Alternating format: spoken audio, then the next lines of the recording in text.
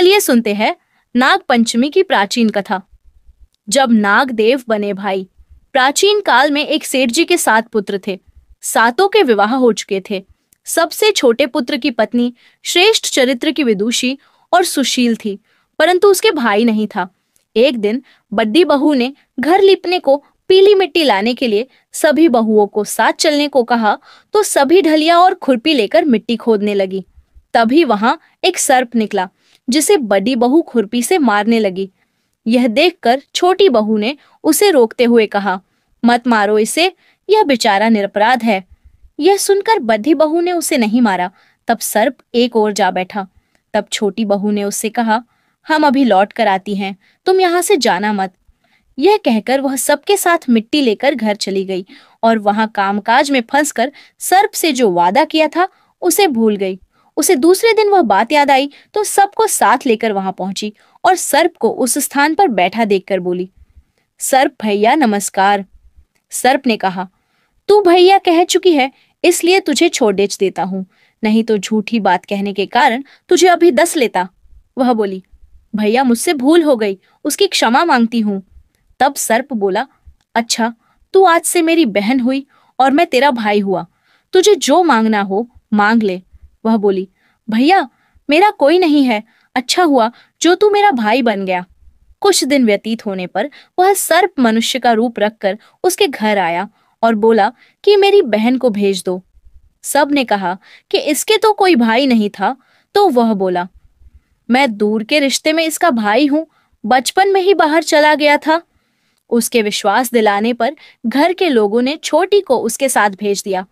उसने मार्ग में बताया कि मैं वही सर्प हूँ, इसलिए तू डरना नहीं, और जहां चलने में कठिनाई हो वहां मेरी पूंछ पकड़ी दे डालेना।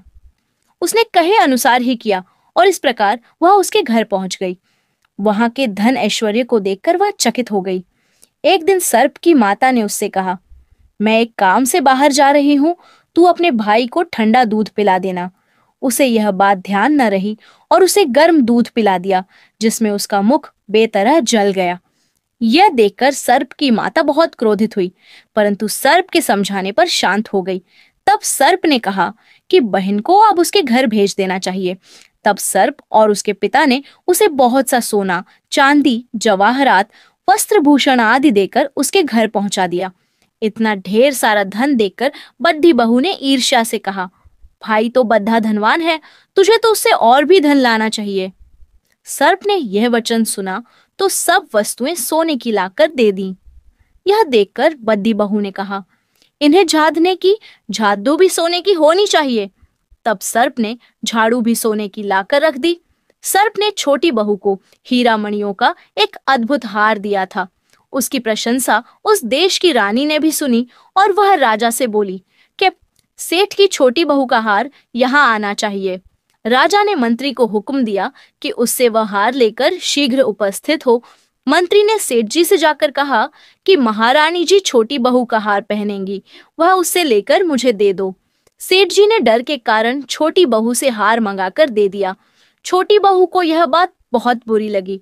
उसने अपने सर्प भाई को याद किया और आने पर प्रार्थना की, भैया रानी ने हार छीन लिया है, तुम कुछ ऐसा करो कि जब वह हार उसके गले में रहे तब तक के लिए सर्प बन जाए, और जब वह मुझे लौटा दे तब हीरों और मणियों का हो जाए। सर्प ने ठीक वैसा ही किया।